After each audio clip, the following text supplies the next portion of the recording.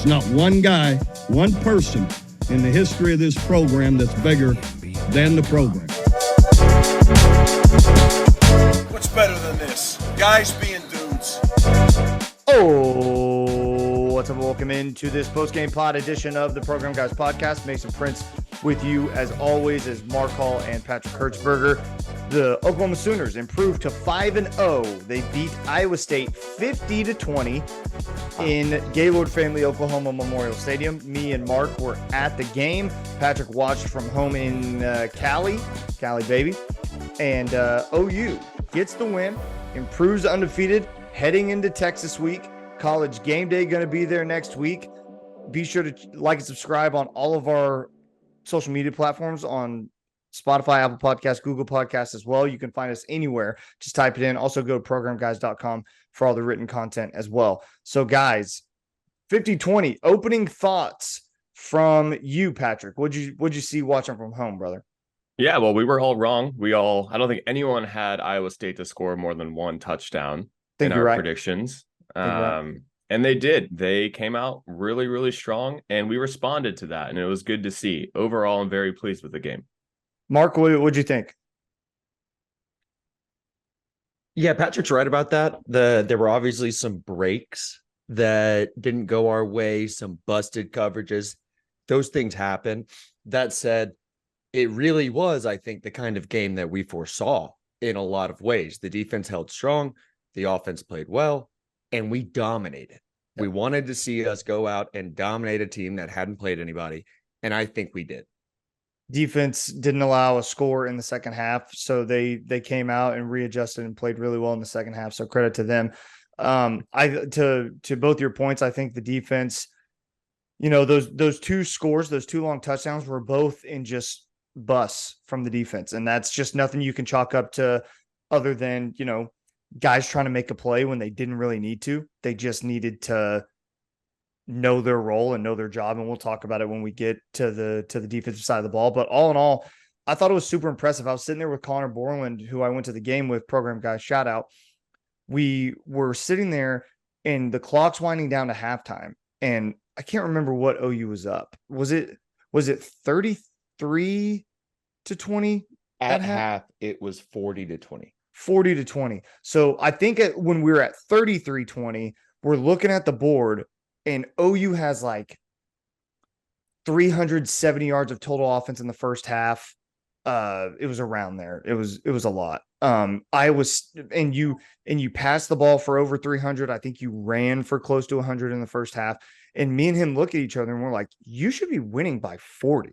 Like, this is the way the box score reads out was not a reflection of what that first half was. And Iowa State played very well. Iowa State did play well. I'll take on the role of commenter right now and say a 20-point lead at half is a good thing. 100%. If it looks the same way and we're up 20-0, I think we're all fine. Yeah. Because then that you see a 40-0 outcome at the end of that, right? Mm-hmm. It's just giving up the points. Yeah, this team hasn't given up those points. Yeah. Let's start with the offense, guys, just because 50 points, they played super well. They out exceeded all of our expectations, correct, Pat? I think we all had you them had in the 50 points and I did. You had 52 points. Yeah, I had 52. Okay. I said like 52-10. I think that's what I said. So somewhat close, but not really. But the offense played really well, truly. So I don't know what happened on the Dylan Gabriel interception because I don't know if they showed it on TV, Pat, but he was ripping, quote unquote, ripping into Jaleel Farouk after that play. He followed him to the sideline and they were talking on the sideline and having to be quasi separated, not like a shouting match, but you could kind of tell Dylan was upset at whatever Jaleel did that he felt as though wasn't correct. But other than that pick, I thought Dylan had an amazing game. I thought he played very, very well. And that's how you need that guy to play week in and week out. I have never seen him so animated, even after that with Jalil, but throughout the game, like the screen would just turn to Dylan after a good throw, bad throw, whatever it was. and he was so animated and into it, had so much energy. I don't think we saw that a lot last year. He was like the alpha out there. He really was. Yeah. He's really taken charge of the offense in a way that we didn't see last year. They say he did, he didn't.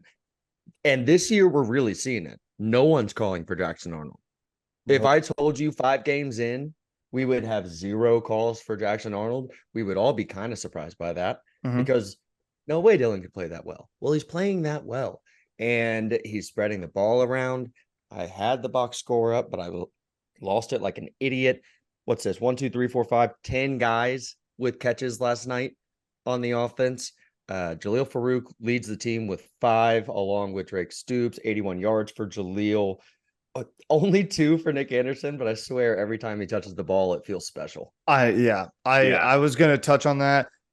Anytime Jaden Gibson or Nick Anderson touch the ball, only good things happen. Yeah. It's so, and I want to give credit where credit's due. I was listening to the post-game show on the ref heading out from the stadium, and that was a Teddy Lehman comment. Just kind of like, anytime those 2 guys are on the field, one, they're going to get something drawn up to try to get a ball their way. And number 2, if a ball's thrown their way, good things happen. And it's dangerous. I know those guys are just a ton of fun to watch. And Dylan really, Jaden Gibson in the post-game interviews with Chris Plank had a very good point saying, yeah, I don't get a lot of reps, but I feel as though my relationship with Dylan on the field is one of the best. He's like, I feel as though me and Dylan understand each other very, very well, even though I'm not technically a starter. And it shows, man. It really does. I wonder if Dylan would agree with that, or if he's like, oh, that fun, cute sophomore. that's sweet of you to say. Yeah. Hey, Andrell, go run a route. Yeah. Yeah, exactly. Speaking of Andrell, only 1 for 16. Kind of takes a step back last night from the season he's had to this point, but it doesn't mean any kind of drop off for the offense. I think that's a really good thing. We saw the emergence of Brennan Thompson, Patrick's guy from the offseason. Patrick Hookham, Hertzberger. Yeah. Texas transfer, super fast. That's really his thing. He's like 5'9". He's the one that had the falling down catch all the way down the field, number 15. Yep. That's a piece to the offense that just keep adding stuff. There's so many ingredients here. And last night, Jeff Lebby started to have the makings of a great dish. He did. Absolutely. He totally did. So I was super stoked to see Brennan Thompson out there. I was like, 15, who's that? I was like, oh, there he is. And I think he took those long balls away from Andrell Anthony, which is totally fine. Totally fine because they're working. Yeah, go ahead. Oh, just the way that we're using Andrell, he kind of running every route in the book. So it's not the same as that deep ball status we might have thought coming into the year. Yeah. And the thing is, they had stuff drawn up for Brennan, that he wasn't just like an option. He was the option. He dropped that one. He had that one catch that he got a first down, and then they went right back to him the next play, basically on the other side, and he dropped it. But I thought he had a really good game. He was fun to watch. A lot of Drake Stoops. I'm not mad about it. I thought Drake had a very good game. Seemed as though he had a lot of stuff drawn up for him as well in the short passing, quick passing game, screen game. Yeah. Did he get banged up? Am I remembering that right? He did, right? I'm not sure. I made a joke that was like, all right, just put Gavin in. Yeah. Yeah. Right. But I thought he did towards the end. I was talking to me and Connor were talking about this when we were watching the game up in the stands. Austin Stogner had a catch, and we were like, wow, Austin Stogner sighting. How about that? That's pretty impressive. And then they proceed to not throw the ball to a tight end again the whole game. Like, I'm fine with it. I'm okay with it. I don't mind it. I just need, first of all, they call a false start when we're near the goal line on the right tackle, 72. I'm blanking. Guyton. Yeah, they called a false start on Guyton. It was not on Guyton. It was on Blake Smith, 1,000,000%. And that was a crucial play because I think we kicked a field goal that drive. I don't know. But that was frustrating. But yeah, the tight ends just are not used all that much other than a blocking capacity. And I'm not mad about it because like we've already talked about, I don't know if you have that game changer at tight end that you need to feed the ball to. The best play we've seen from a tight end was the freshman Cade McIntyre, short catch with a lot of yards after the catch 3 games ago. Yeah. We're just not seeing a ton of big plays out of those guys. They're more big bodies. We didn't see it last night, I don't think, but 2 weeks ago, Austin Stogner lining up in the backfield and essentially going 4 wide with Stogner being like the personal protector for the quarterback and then a leak out option. Mm-hmm. If that's how if what we're doing with the tight ends is what we've done with the tight ends, just keep doing that. Yep. Why not? Put Gavin Sawchuk in the backfield and let him run a route and let Austin Stogner stick around back there. It's a funky little role for him, but he's not doing anything else. There is no tight end production. Speaking of the running game, what'd you think, Pat? I don't think it was good enough. Again, it wasn't dominant. We talked about at the beginning, we all said we dominated Iowa State. We did not dominate Iowa State in the run game. I think Marcus Major had 62 yards. I think we ended 66. Up with 66 yards, ended up around 150 yards total. That makes me afraid going into next week where you have to dominate the run game in an OU Texas game to win. I understand where you're coming from for sure. I think it was weird, right? Because we didn't have the explosive plays in the running game, aside from the 60-yard run that was called back at the end of the game from I think it was Tolly Walker. I think it was Walker who had that run. Yeah.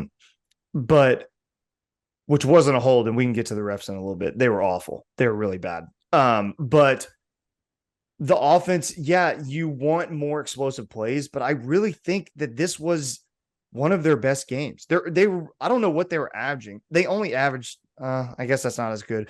I thought they were over 4 yards a carry, 3.8 yards a carry. Not as good as I thought. But I just felt as though every time they ran, they were running into the middle of a pile. Anything in between the tackles just wasn't moving. It felt, and it was weird. That's part of where I was more hopeful that Gavin Sawchuk would bring some of that explosive, dynamic, bounce it around the pile ability. And instead, we got a lot of Marcus. And Marcus is good, man. Marcus will get you that 3.5 every time. He'll do that every single time for you. But no Javonte Barnes last night. Yeah. Hopefully they're just trying to keep him right. We did see Gavin for 7 for 20. That's not enough. That's not enough. Yeah. And man, I said we dominated, but I guess on the ground we kind of didn't, Pat. I hate you. I know. Brent Venables in his post-game press conference said it was kind of preventative for Javonte Barnes. Just they don't think he's 100% right yet. And I think it's just guys protecting him from themselves. But I don't know. I guess we'll see if we see him in the Texas game. Who knows? I appreciate that Gavin Sawchuk got 7 carries. Do you guys think it's an offensive line problem that the run game is not as dominant as it could be? I think Iowa State loaded the box last night. I think they had a lot of guys in the box, and we just didn't adjust to running anything outside. And there was a couple times I remember we did run stuff outside, and we'd get tackled for a loss because there's 3 Iowa State defenders running at our running back, and nobody's there to block any of those guys. So I don't know if that's an Iowa State scheme thing that they had locked up, or there's guys missing blocks or what, but I remember anytime that we were for a loss in the run game, there were dudes running just unblocked for Iowa State. And that was not super fun to see because there were people in the stands next to us yelling like, "Come on, Marcus." And I was like, what do you want the guy to do? There's no one there to block those guys. There's 3 of them. He can't make all 3 miss. He's not Adrian Peterson. But yeah, that's my thoughts on the run game. Anything else on the offensive side of the ball before we head over to the defense? I liked the way that Dylan ran. So did I. Thought it was smart running, and that's what we're going to need from him against a terrorizing Texas defense next week. 100%. Yeah. To Patrick's point at the beginning, Dylan had a ton of passion last night and was lowering his shoulder to get in the end zone. Like, I don't know what it was. Dylan was different last night, man. And it was fun to see. I don't know if he recognizes the urgency with which this team needs to perform. But it worked. Whatever it was, it worked. So shout out to Dylan. Okay. On the defensive side of the ball, defense allows 20 points, none in the second half. So they performed quite well. I'm trying to get the team stats in front of me. Two-screen Mason here. Sorry about that. They had Iowa State 16 first downs, 352 total yards, 202 yards passing, 150 yards rushing. And I want to get just give me your thoughts to open us up, because I wanted to get the correct yardage for the plays that they blew up. The defense played really well. I don't have I mean, yeah, you have the busted coverages. That's going to happen when guys want to make plays. And you need to teach guys to stay disciplined, trust your reads, trust what's in front of you. You've practiced all of this for a reason. But you give up 2 busted plays, offense absolutely responds, and then you go in at the half up 20 points and you don't let up another score. Yeah. Peyton Bowen blocks another punt. The only Sooner to do that twice in a season since 2004. Dude, special players do special things. Man. So special. And he's just so good. He's so good. You can't take him off the field. No, you truly can't. No. Trace Ford, pick up the ball. Trace Ford, pick up the ball. What are we doing? Pick up the ball. What are we doing, man? Like, that was crazy. Patrick, your thoughts? Yeah. I think there could be an argument to be made that the guys weren't mentally totally ready at the beginning of the game because of those individual mistakes happening and missing those couple reads. But the way we adjusted was just so beautiful to see. At halftime, I was thinking to myself, very good chance we don't give up another point. I truly felt that, because you saw them adjust in the first half and look absolutely dominant against this Iowa State team. I was super pleased with the defense. Maybe a quieter game. And I say this, he probably has awesome stats, but maybe a quieter game from Danny. Yeah. Mm-hmm. No, it was. No, I agree. Not bad, but quieter. No, yeah. I don't think Danny had a bad game, but I think he was definitely quiet. I think 67-yard touchdown that Iowa State had, that was, I had a problem with how the defense got off blocks all night, in which I don't think they did. Yeah. I don't think anybody got off a block all night long. And I don't know what the problem with that was. It was quite interesting to see. And that's the reason I felt Iowa State ran the ball so well, is because there was a hat on a hat every time, and you didn't have free guys running around. 67-yard rush. Iowa State ran for 150 yards. Yeah. That's less than us. And we were just complaining about our offense. I know. Right. Yeah. You're right. So, yeah. I don't know that they were that successful. I think we're just, let's keep it, like, the standard's just high. The standard's just right. High. Yeah. The standard's high, but I mean, I think 150 yards is still a good amount, you know. But the bulk of it came on that 67-yard rush, 65. 67. 67, and then you had a 51-yard pass, and that's just Key Lawrence. He's in a tough spot in that scenario where they scored, because he's trying to be behind the ball to hope the ball gets through, and then he's got an easy pick. But you can't light the guy up because he's a defenseless receiver. You can't get there early because it's pass interference. He was put in an impossible situation, and I truly don't know the answer to how to resolve it. But that's why it happened. Like, you just move on to the next play. Yeah. You got beat. You got beat. It's okay. Yeah. That's going to happen more. Mm-hmm. Like, that's going to happen more next week than it did this week. I can't get over. Yeah. One quieter game from Danny Stutzman. He still leads the team with 6 tackles. Yeah. Crazy. He's just unstoppable. I think, man, you know who we just don't talk about and is like, it's a good thing, is Woody Washington. Mm-hmm. Like, 2 tackles, no catches, maybe. I mean, someone in the comments is going to light me up for that, but he's just so consistent. And he's so ready on that side of the ball.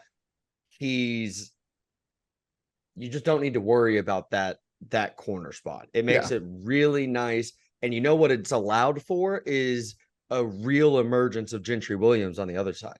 He is playing well. He's getting in on plenty of tackles. He's breaking passes up. Great game out of Gentry as well. Gentry had an amazing game. And Gentry, we'll get to our MVPs, but I'll just say it now. He's mine. Gentry was really, really, really good. His best game in an OU uniform. And not only did he have the pick, not only did he perform well, but I thought in coverage, there was a couple plays that he had his guy on a deep ball like glue. Gentry was right there. And that's a tough spot for a corner. Just a deep shot and telling that receiver to be fast and go run under it. That's a tough spot sometimes. And I thought Gentry rose to the challenge 100%. So credit to him. Shout out Booker T. Washington High School in Tulsa, Oklahoma. Know how to make them. I thought Gentry had a fantastic game. Patrick? Oh yeah, I'm good on the defense, man. Okay. Yeah. I thought I again feel like the pass rush wasn't there. And looking ahead to next week, it wasn't as there as it needed to be. And looking ahead to next week, you are going to have to make Quinn Ewers uncomfortable. You cannot let him just sit back there and scan. And I don't know. I think this defensive line has the ability to do it. I don't know how we get there. And I need to look at the stats to because I say that and they probably had 5 sacks without me even they had 1 sack. It was shared by Ethan Downs and PJ. Yeah. And that was in the first half. That was in the first half. The commenter made the point that perhaps that's what they're trying to do. Sure. Is just not, you keep contained, you don't let the pocket break, and then obviously you intercept the freshman twice, right? Mm-hmm. I would like us to deploy a strategy a little bit closer to the Cincinnati one against Texas. Send Jaron Kanak. That dude is a natural pass rusher. He knows how to run through that lane and get to the quarterback. Send him all the time. That's what I'd like to see. I know that we're kind of talking moving forward, but it's something we didn't do last night, and that's fine. It still worked, but the lack of sacks might be it might be sort of manufactured, I guess, is what I'm getting at. I also do want to point out Rondell Bothroyd continues to look good. He is a large man out there, and he's always taking up space. I agree. And I'm good on the defense now too, Mason. Yeah, I mean, I'm good as well. Let us know down below in the comments. We read every single one of your comments, what you thought of the game on the offensive and defensive side of the ball. We read every single one of those. Appreciate everybody in your interaction with us. Pat, were you going to say something? Yeah, just one more thing. When Zach Schmidt missed that 33-yard field goal, I felt like that was the first field goal he really had to make because the defense got stalled, or the offense got stalled. Wasn't happy to see that one, but he came back and made some longer field goals afterwards. So good response, but you got to make a 33-yard chip shot. We didn't even mention the Billy Bowman pick six. What a play to start the game. Yeah, start the game. Yeah, him and Peyton Bowen, there's just no question about it. Those guys rock, and they rock hard. They're one thing. On the broadcast, it was revealed that Justin Harrington had a year-ending surgery. So Deshaun McCullough, Peyton Bowen, that's going to be the cheetah position, right? Yep. Mm-hmm. Wouldn't we assume so? I would assume so. And I thought Deshaun had a really good game too. I thought Deshaun was all over the field. I thought he had a good game. Yeah. Interesting stuff. Yeah. I'm sad to hear about Justin Harrington. Very much because so. He's not one of the names that we're all blowing smoke about, but Justin Harrington was playing very well to start the season and was deservedly the starter at Cheetah opening the year. Yeah. All right. My MVP of the game, like I said, Gentry Williams. Gentry Williams is my MVP. Thought he had an amazing game. and just his best game in an OU uniform. Patrick, who's your MVP? I got Dylan Gabriel. I feel like he woke up feeling dangerous. He had a little Baker-esque in him. He kind of did. He was passionate. I loved everything I saw from him. 2 touchdowns on the ground, 1 in the air. Give that to me all day. Mark, who you got? I was gonna go Dylan, but now I can't go Dylan. So give me Jeff Levy for similar reasons. I feel like he kind of got back on track after a game, maybe 2 games, where of the last 4 or whatever, where we haven't felt so great about what he's throwing out there. The mix of plays has been a little like, I don't really know what you're doing here. Last night, definitely got into a rhythm, got back on track. Excited looking forward. My MVP, Jeff Levy. And I to the point about Jeff Levy, so the Jaden Gibson play, he was wide open. Nick Anderson was wide open on 1 touchdown, and Nick Anderson was open on another where Dylan just didn't even see him. We were down towards the south end, going towards that end zone, and Dylan kind of rolled left and fired one into the end zone towards Jaleel, I think. And Nick's just jumping up and down in the end zone with no one within 20 yards of him. But I think what Jeff schemed up worked really well. Those guys were running open, and anytime he was running those quick hitters, they worked. And good job, Jeff. Shout out Jeff Levy. All right. Anything else before we get out of here, boys? Nope. Cool beans. Folks, if you're still with us, remember to like and subscribe to the YouTube channel. We will see you for the program roundup for our look at the college football as a whole this past weekend. You can also check us out on Thursday. We're going to have the Texas game preview, Red River showdown, whatever you want to call it. This is the game. This is the game. This is what you get. This is why you get your piss hot, baby. Exactly. This is the week. Game day will be there. I need you to be there too. It's program time in Dallas, Texas. Let's get weird. You can follow us on Twitter at Program Guys with a Z, Instagram Program Guys with a Z, our TikTok Program Guys with a Z, all of that stuff, our Facebook page as well. Please like and subscribe to the channel. We are trying to hit 2,000 subscribers. We're almost to 1,800. Please help us out. Share this with 5 friends, maybe people who haven't even heard of us yet. Help us out. Help us grow the program. We appreciate you as always. That's going to do it. Pat, take us out, brother. Keep pushing it, baby. 3, 2, 1.